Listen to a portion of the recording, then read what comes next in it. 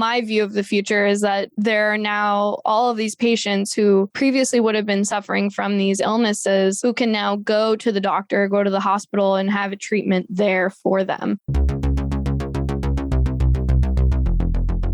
Hey, Karl, how's it going? Good, Erum, how are you? I'm doing well. There's just so much craziness happening in the world. I feel like we're at this inflection point because there's a lot of technology that's coming online that is going to completely change the game that's been in the news, which we'll talk about. But we're also, of course, climate change and climate anxiety is real. Something really big's happening and we're starting to see it, but let's talk about it. There's a lot of stuff happening, but it's actually, I think, the beginning of the great acceleration, which is technological and gives us a lot of reason to be optimistic. But let's talk about some negative news. So this was just shared with us. It's not new news. The World Farmers Organization, the WFO, which apparently represents over 1 billion farmers worldwide, has taken a resolute stance against lab-grown food. They put out a statement. You can go online. We'll include it in the notes. And it just says, the World Farmers Organization strongly opposes replacing farmer-grown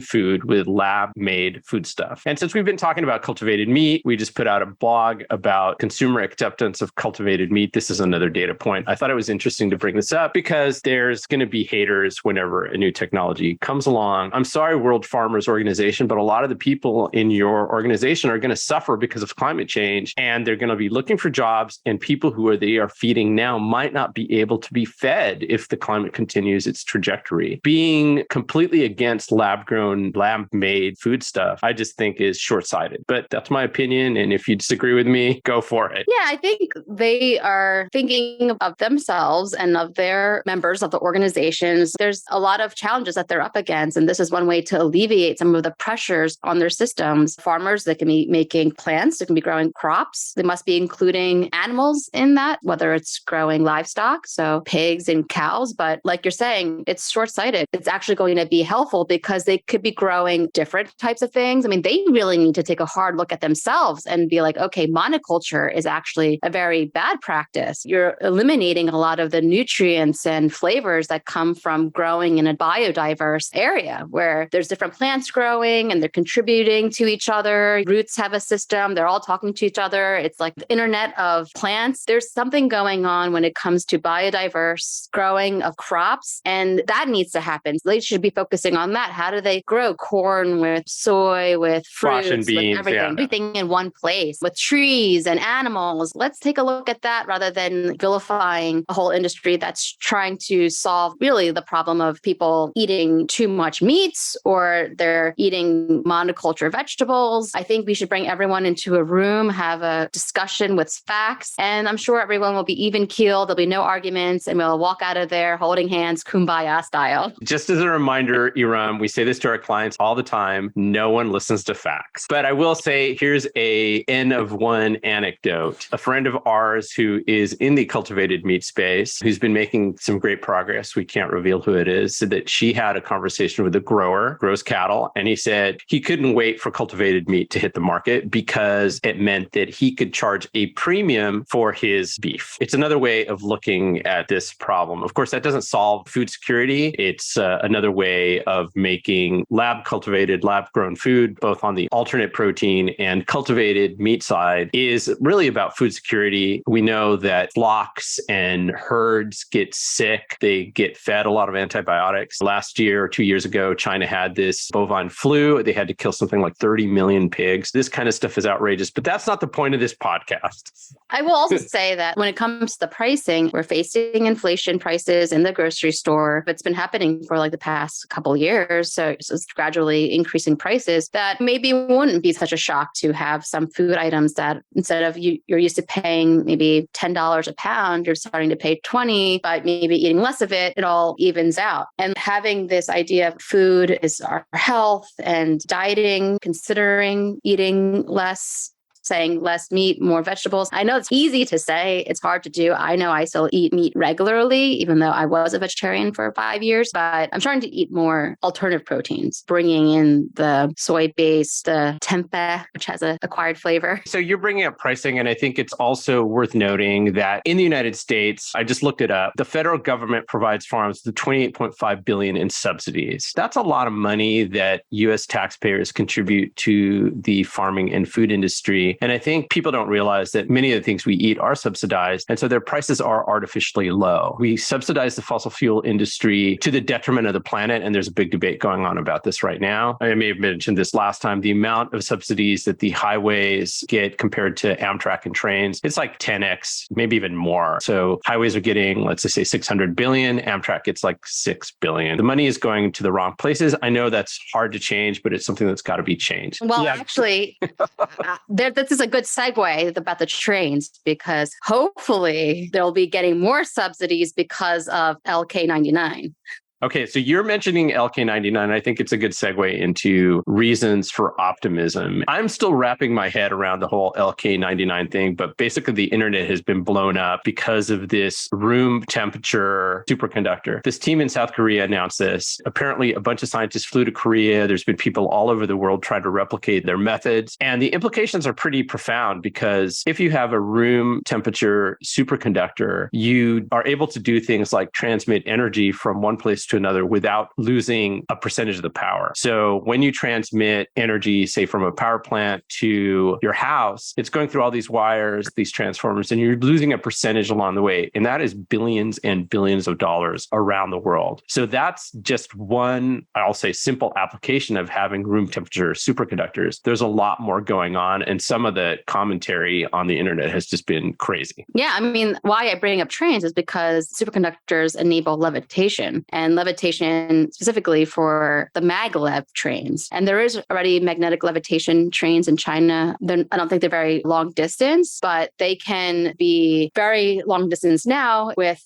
these superconductors that are at room temperature. So I was watching a video about maglev trains, and there are plans to create maglev trains around the US, of course, and Europe, of course, and other places around the world. And they said that there's a target to make a maglev train from New York to DC, and by 2030, and that'll be 1 hour from New York to DC. Yeah, that'd be incredible. If the superconductor LK99 material makes that happen a lot faster, lower energy, let's just do it. I mean, let's get some more maglev trains. And then, of course, the applications to quantum computing. Yeah. That's a big thing, too. So that could enable all sorts of things. That's why at the top of this podcast, I was like, there's a lot of convergence happening. I mean, when it comes to using true AI, I guess, or being able to peruse lots of data sets and having very strong computation power, that does require a lot of energy. With the current systems that exist, now having quantum computers and able to use this LK99 material to make it a lower energy to do this stuff, then what can happen? Like now more people will have access to a higher computer power. But what's to come? That's what I'm really excited to go down these rabbit holes and see what's available. There was a tweet that to me summarized this from a guy named Amjad Masad, and he goes, so we don't know if this LK99 thing is replicatable or if it's real, but it did cause a lot of excitement on the internet. Amjad wrote, whatever happens, this feels like the first truly internet native science moment. YOLO'd paper, shipping revisions, live stream replications, betting markets, internet randos, and deep insights. There's all sorts of good stuff happening around this. And I think that's a good segue into a comment that I wanted to make. A newsletter that I read every week is by Packy McCormick, who is a Park Slope living venture capitalist. He runs a fund called Not Boring. We haven't met Packy, but we know Elliot Hirschberg, who is also part of the Not Boring team. And Packy, in his last newsletter, which came out this morning, wrote something like, we're moving from a shift from indefinite pessimism to pragmatic optimism. Technology is accelerating. Erum, you pointed this out, and people are calling this the great acceleration. And the reason for this is like this convergence of things. Consumer sentiment is up. We're seeing infrastructure being repaired. I think we've talked about it, the I-95 bridge being repaired in like 12 days. days in Philadelphia, which is like unheard of. We're seeing interest in nuclear/elemental power. People are realizing that nuclear power could be a big solution along with solar and wind to our energy woes, if you want to call them that. And yes, we do face the climate challenge. We've talked about this before. There are people who are very anxious about the climate, but there is a lot of really good things that are going on. And I think in biotech, we're seeing it every day. Some of the things that we've been investigating on the cultivated meat side, again, this is not a podcast about cultivated meat, are just mind-blowing. And we're putting out newsletters about those. We put out the first one last week, but we're seeing some really interesting things.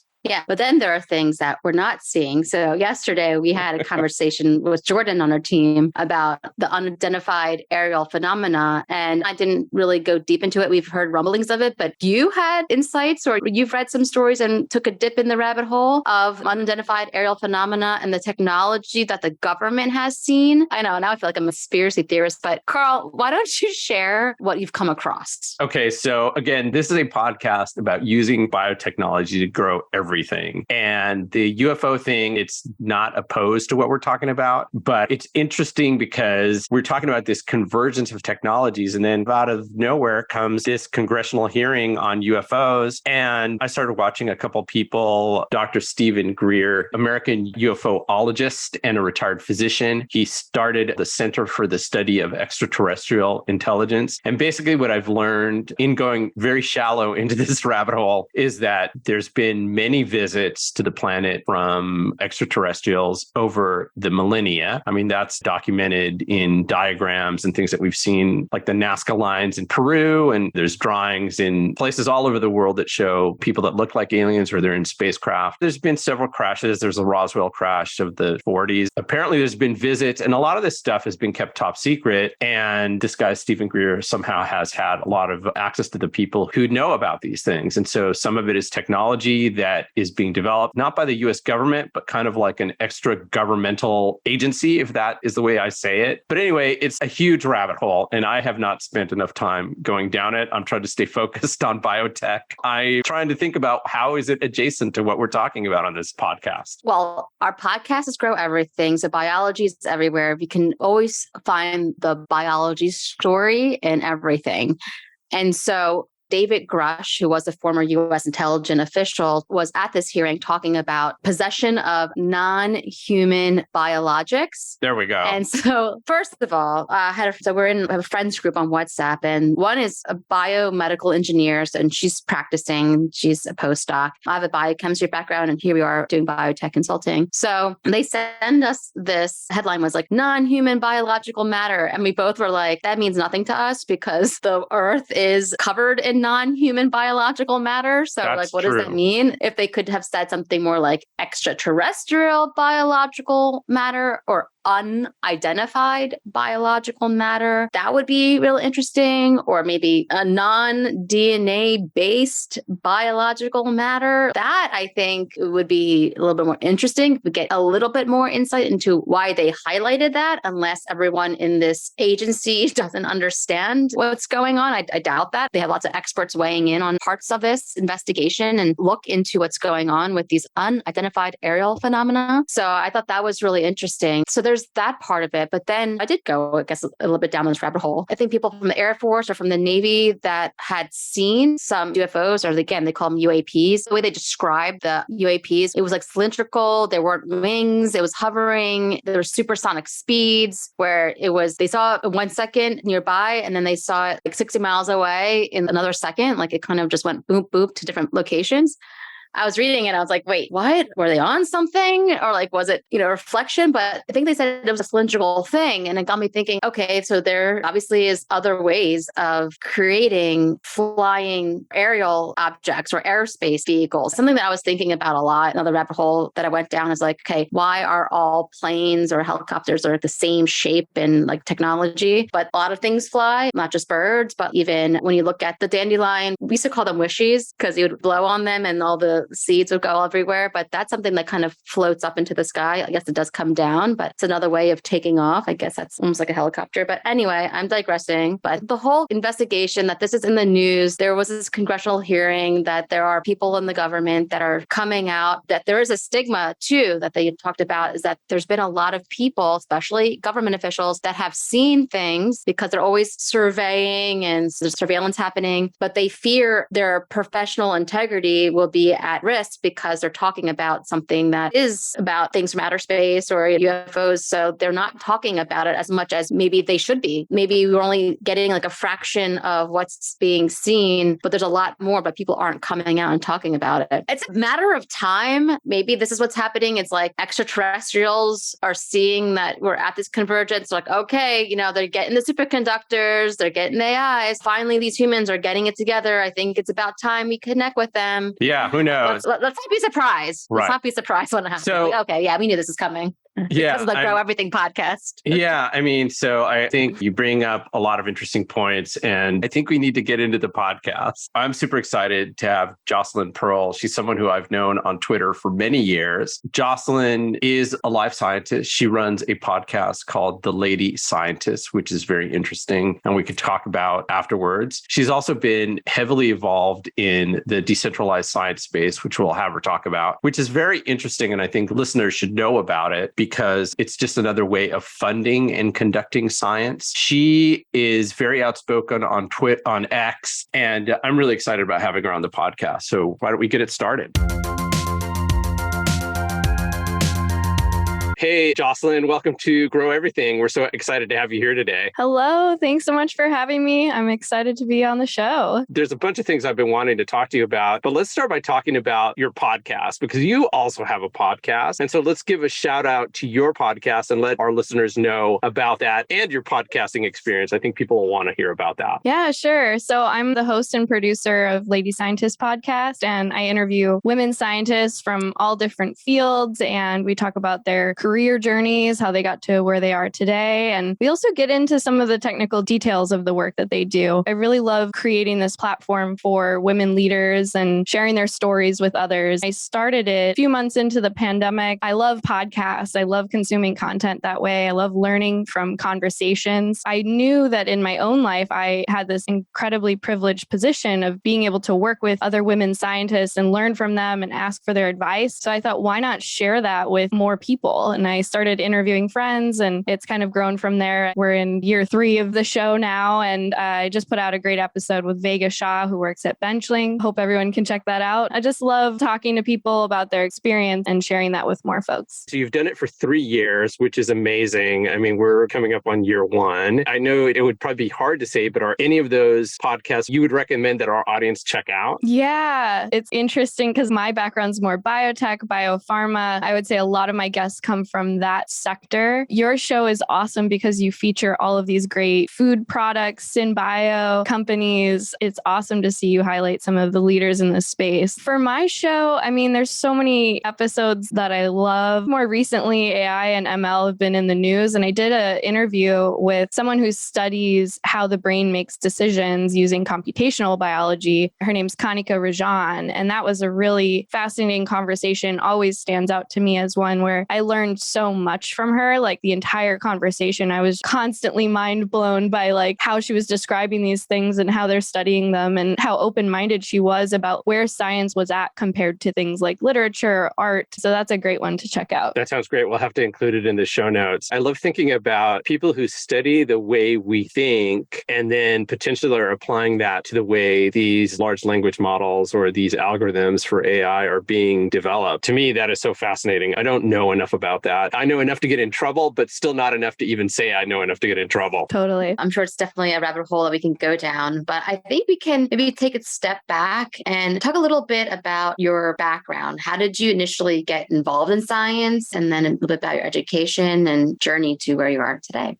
Yeah, absolutely. So I grew up in a small town in Wisconsin, and I was always outdoors, loved nature, loved animals. We had a lot of pets growing up. And so, of course, I just was naturally curious about the world and understanding it better. My start in my scientific studies was more on what I call the outdoor science side of things. I was interested in marine biology, ecology. I did a summer off the coast of Maine studying algae and the intertidal zone where all of these creatures live. I actually pivoted during undergrad. I took a genetics course and realized that I really loved genetics and found it so fascinating. I also loved the idea that the research that I could be doing could have a real impact on human health and on patients. That really became my focus. After that, I started working in biotech as a junior in undergrad for a company called Sangamo Biosciences and working on some of the early gene editing technology and applying that to potentially therapeutic purposes.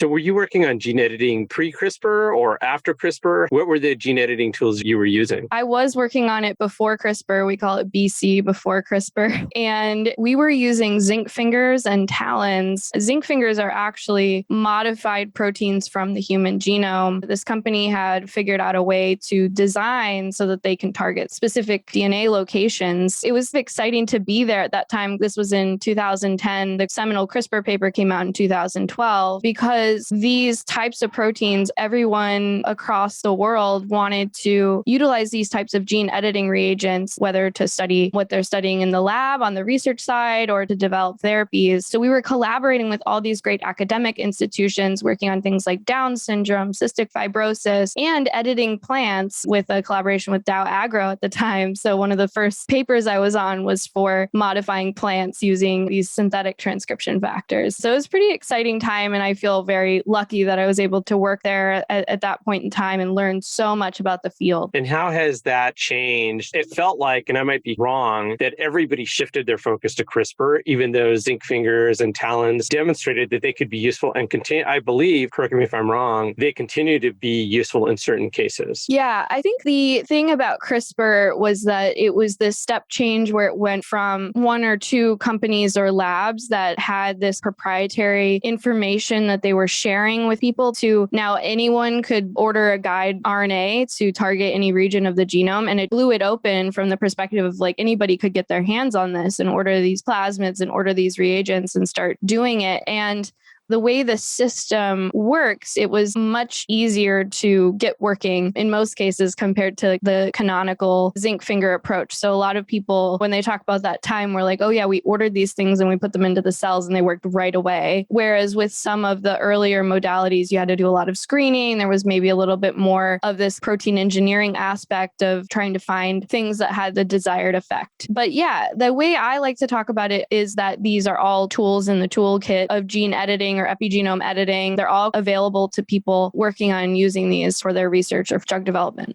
You mentioned epigenome editing. Can you first describe what is the epigenome and how does it play a role in the treatment of disease? I've heard others use this description, but one thing to keep in mind about the epigenome is in a simplified way, all of the cells in our body have the same DNA, but because of how the genes in those cells are regulated, they actually form different cell types. So that's how we're able to have muscle cells, heart cells, and eye cells. That's all controlled by this epigenetic regulation. That's something that we can harness for therapeutic development potentially. Oh, interesting. Right now, you're working at a company called Tune Therapeutics, and you're really focusing on the epigenome using this epigenome editing tuning. How does that work? Can you tell us about maybe a specific disease that you guys are working on? Right now, we haven't openly described any particular disease that we are focused on as a company, but we have actually shared some preclinical data that we've done in non-human primate studies. So kind of a crucial step in this process of drug development where we're able to show lowering of this protein PCSK9 in the liver of these monkeys. The platform of Tune Therapeutics and epigenome editing is the field initially focused on using these sequence-specific DNA binding proteins to cut the DNA. So a nuclease cuts the DNA and induces a double-stranded break. And that can actually have a lot of cellular stress on the cell. There's published data data showing that when you do this multiple times across the genome, there can be even more intense effects as far as chromosomal abnormalities, and sometimes produces a cell that really is in a less healthy state than you might want for a therapy. So one of the approaches that I've always been a fan of and worked on at Sangamo and over the years is this epigenetic approach, where instead of cutting the DNA, you're actually delivering an effector protein that's attached and is going to be harnessed to that specific location and induces a change in gene expression without cutting the DNA. Personally, I believe that's a much better approach and is better for the cell and potentially better for the patient. So Tune, we've been focused on this type of drug modality, as we call it, and I'm very hopeful that with this team, we'll be able to start delivering these types of drugs to patients. But is there any disease state, I'm thinking cancer, where it does make sense to actually go in there and really, to put it bluntly, go in there and really mess up the genome of, say, a cancer cell and cause that kind of distress within a very specific population of cells? Do you think that would ever make sense? Yeah, I mean, what you're describing is essentially how some chemotherapies work. They're going to find cells that are dividing very quickly and cause this intense cellular stress and cause cell death. And there are some interesting drugs out there, like antibody drug conjugates, where you might use an antibody to target it to a particular cell type, like a cancer cell, that's going to deliver some kind of toxin. So yeah, those are certainly being developed for Tune and some of the other companies in the space of epigenome modification. A lot of the disease areas that we're focused on are ones where modulating the levels of these proteins could have a therapeutic benefit. So in the case of some diseases, you might have less of a given protein because of a mutation. Well, can we upregulate that as a drug? Or can we repress something that is toxic potentially? So those are kind of the areas that we've been focused on. I'm excited to see where things go. That is super exciting. One of the things, and this is something I've just been thinking about, because you're looking at the epigenome, you discover maybe things that are going wrong in cells and diseases that are coming because of that. This reminds me of something in psychology. A lot of psychology has been abnormal psychology throughout the centuries because of people coming back from wars and having post-traumatic stress, like the disease. But there's been a whole new field of positive psychology looking at what's right with the mind. Thinking of that, has there been any research, or have you even just thought about how can we look at the epigenome or even genes in our cells to make our bodies perform better? So like higher performance by understanding genes or editing genes, something that Karl and I have been talking about, but just curious if you had any thoughts on trying to improve the body, not just maintain a status or curing a disease. Yeah, that's such a great question. It's definitely something when I was a grad student training with Lee Hood and Nathan Price, they were pioneering this field of personalized medicine and preventative medicine. I think it was a little ahead of its time in a way, but wasn't really kind of accepted out in the world yet. But I think it's certainly where hopefully medicine is going. Like we would eventually have ways of dealing with aging, for instance, earlier on in life versus like now you have all these symptoms and certain processes have been put in motion and it's kind of too late to have real interventions. The challenge with any kind of like regenerative or preventative medicine approach is that our clinical trial system isn't really designed to approve or even track these types of things. Like if you don't have a clinical endpoint that you are statistically assessing with a drug intervention, it's very hard to finance or run these trials. Now, there are some exceptions. I learned recently about a big trial that I think it's being crowdfunded or,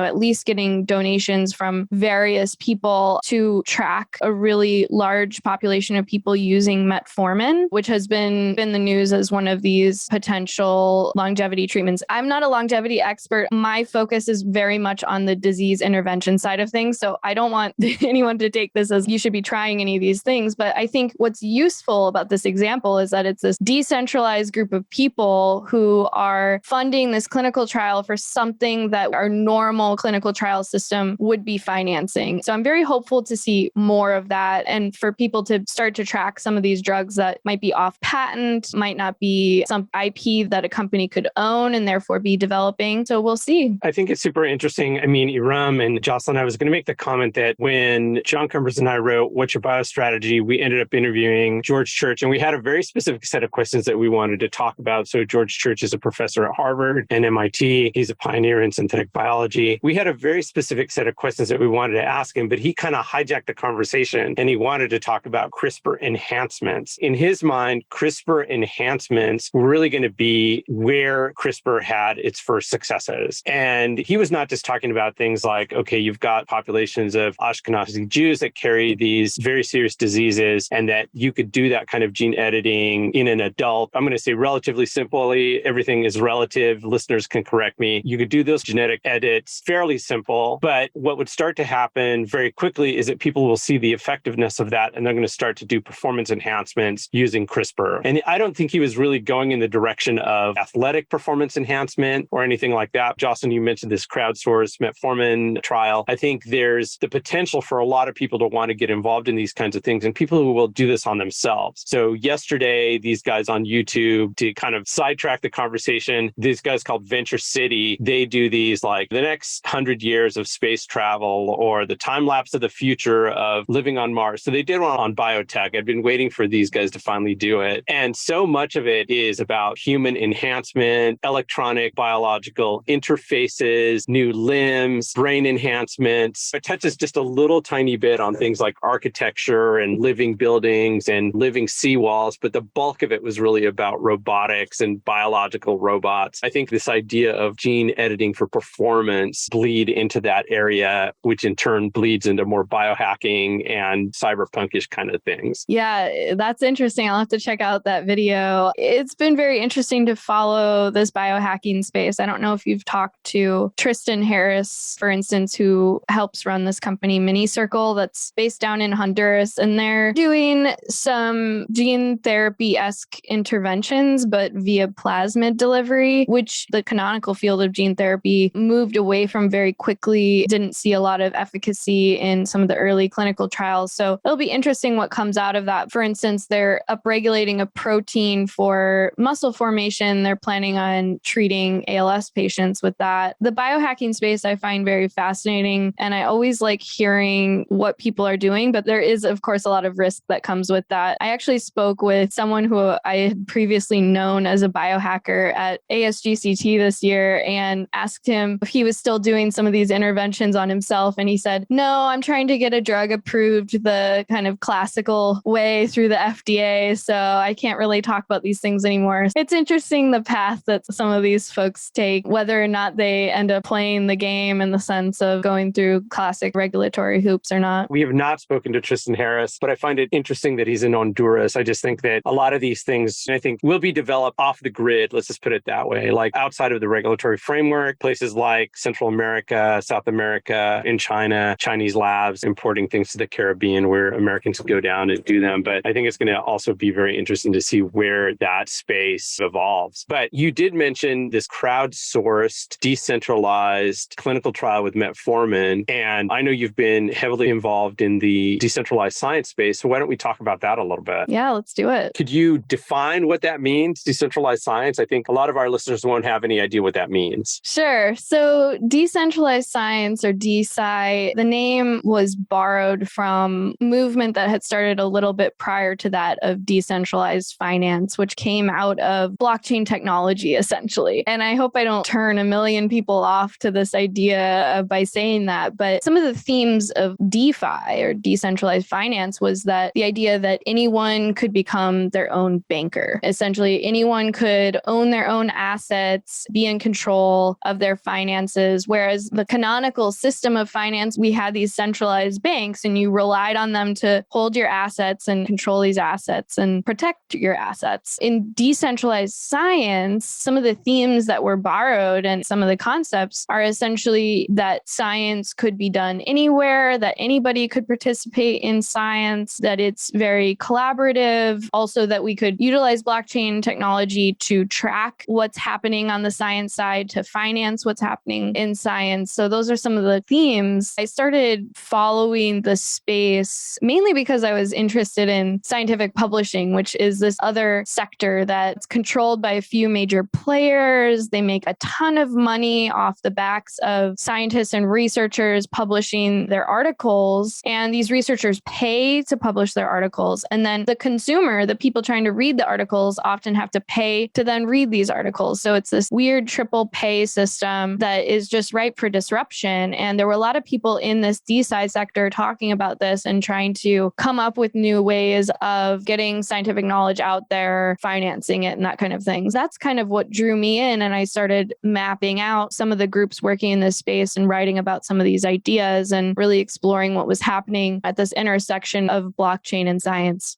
Have you seen any companies that were disrupting the scientific publishing industry? Big paper, big publishing? Yeah, there's a lot of smaller projects in the space. Sadly, it's a very hard space to disrupt. I'll call out a few. There was kind of an early online platform called DistillPub that I think is defunct now, but they were kind of a predecessor to this movement in sharing research in such a way that it's kind of like moved beyond the flat PDF. Another group, Arcadia, they require that their scientists publish their research on their website and on their platform, which is through PubPub, and do not allow their researchers to publish in traditional journals. So I think it's going to take a lot of activism and people creating new platforms for this type of research. And it's a very hard thing to get off the ground. So actually, Astera Institute just put out a call looking for entrepreneurs in residence to work on these types of problems. And they're also seeking ideas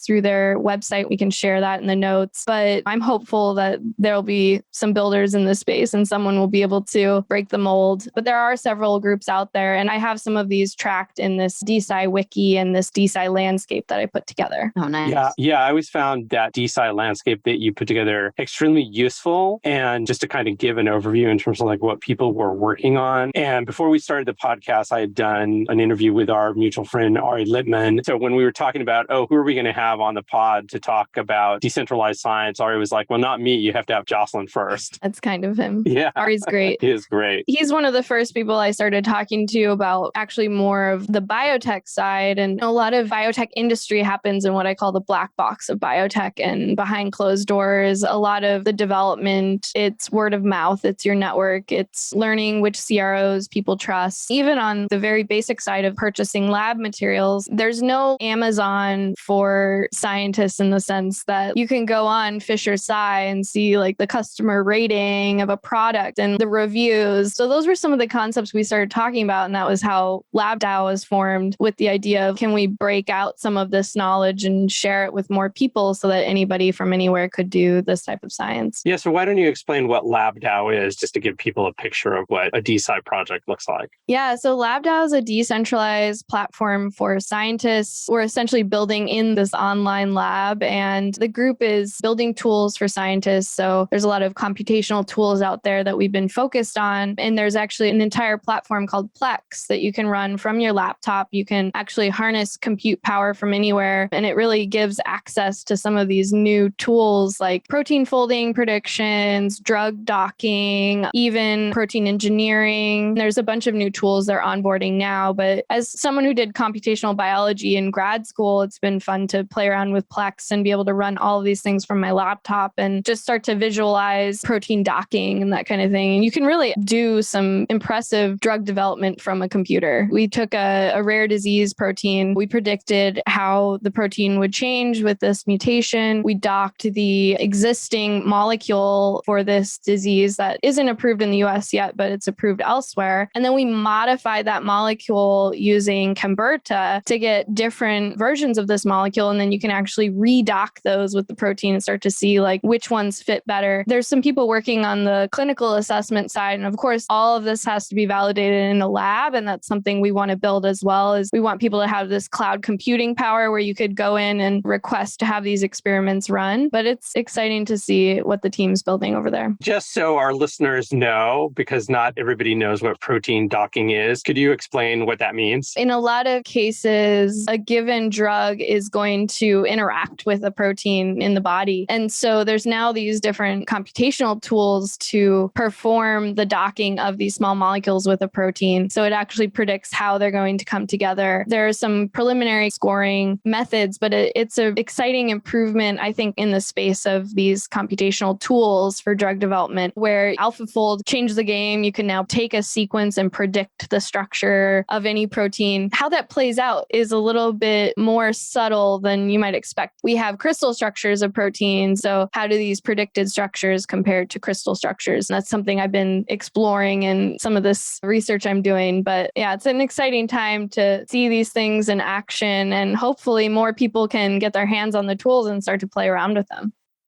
Yeah, I think it's another important reminder of, and we've said it a number of times on the podcast, that so much of biotech is happening computationally or in the cloud, either before or after it hits the lab. And I think it's something that makes it exciting because it means if you have computational skills and an interest, you could come into the biotech space and have access to a lot of tools that make it very interesting. The impact could be significant.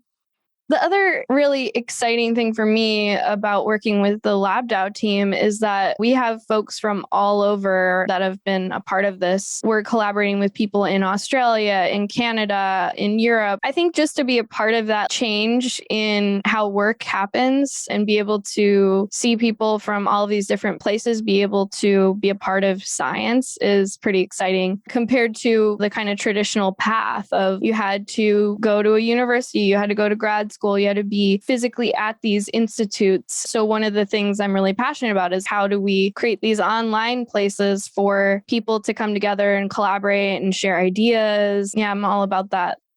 I'm sure what you're learning through LabDAO, you can also apply to Tune. We wear many hats. Our last interview was with Eduardo Abulek of Tesseligen. He actually has a background in electrical engineering, computation, and biotechnology. So it's like this convergence of different ideas. And it sounds like you are working on different fields, even within biotechnology, whether it's epigenome or protein synthesis, working in this decentralized fashion. I'm sure that you see insights that no one else does because you're interfacing with all these different disciplines. I'm someone who loves constantly learning and learning from different people in different sectors. It's been really fun to get to know some of these different industries better. That's great. Okay, so I think we can hit some of our popular questions, the questions we ask a lot of our guests. You are very curious. You've been meeting with lots of people, whether it's your podcast, whether through a decentralized movement, whether it's your work and your academic and professional careers. What is the future of biotech in 3 years, 10 years, and beyond? What are some things that you're very excited about? Again, my focus is really on drug development. So I think of the future as more of making progress towards solving more of these diseases. And essentially, my view of the future is that there are now all of these patients who previously would have been suffering from these illnesses who can now go to the doctor, go to the hospital and have a treatment there for them. Whereas right now, there's still so many diseases that we've known the genetic mechanism for decades and we still don't have treatments for. And so I see it as these series of check boxes where companies have been grinding on trying to find a therapy that will work for these patient populations. And one day we will have that therapy. One day we will have that approval. It takes a lot of time and a lot of effort and massive teams to make this happen. But the future I see, there's a lot less suffering on the disease side. Hopefully, even this year alone, we've had multiple gene therapy approvals. We're about to have the first CRISPR edited product for sickle cell anemia that induces a cure in pretty much every single patient that was part of this clinical trial. It's amazing. It's just incredible to see that this disease that so many people have been suffering from, the cure is in reach and it's going to be almost like single shot therapy is just amazing. So I think there's going to be a lot more of that over the coming years. And this whole field of gene and cell therapies is really just now starting to come to fruition in a lot of cases. Yeah, people are saying this is the golden age of drug discovery. And I think there was maybe a New York Times Magazine article that claimed that a couple of weeks ago. I'll have to check and see if we can add that to the notes. But yeah, I feel like therapeutics are getting much more targeted. We've seen a huge change in the way cancer is being treated. It's much more precise. It's less toxic to the patient. Survival rates continue to increase in cancer. There's absolutely some amazing things happening on the therapeutic side. It's amazing. Another question that we ask all of our guests asked is, we're all inspired from in our day-to-day. I'm sure you're very well read. Is there a biotech book or a personal development or business book or anything along those lines? It could be a book or a movie or a show that you'd recommend to our audience. I'll recommend two books that I read recently. One is called For Blood and Money by Nathan Vardy, and it tracks the drug development for this class of drugs called BTK inhibitors across multiple companies and gets into the company formation, the deals that were happening, the science, the people involved. It's an incredible story and gives you that real like behind the scenes biotech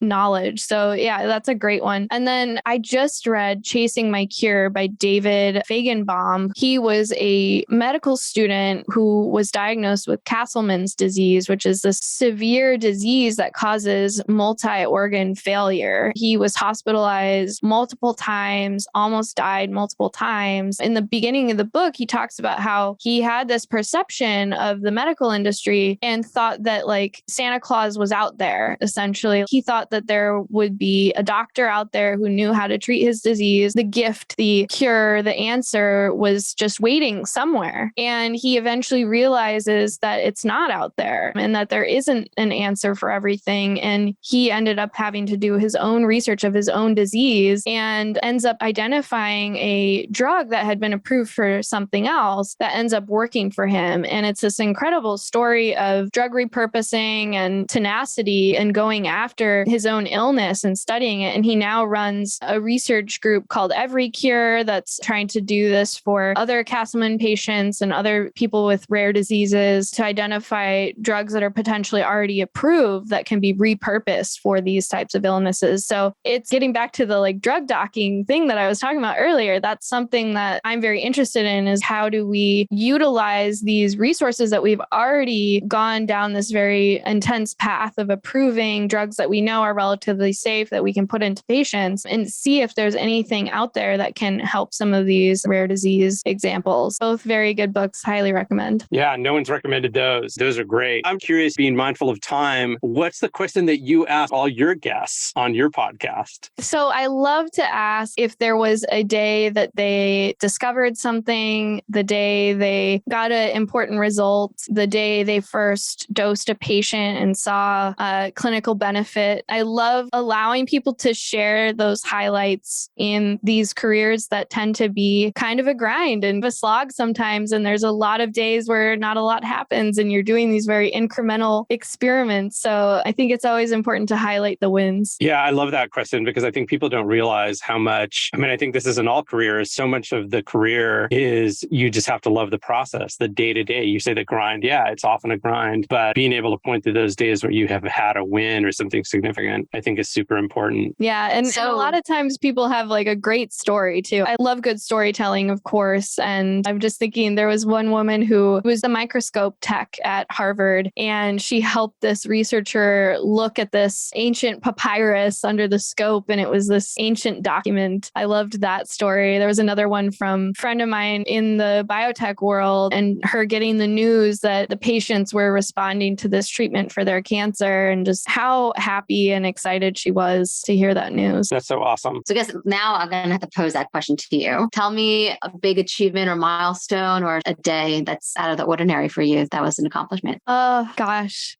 I love it when there's so many. Yeah.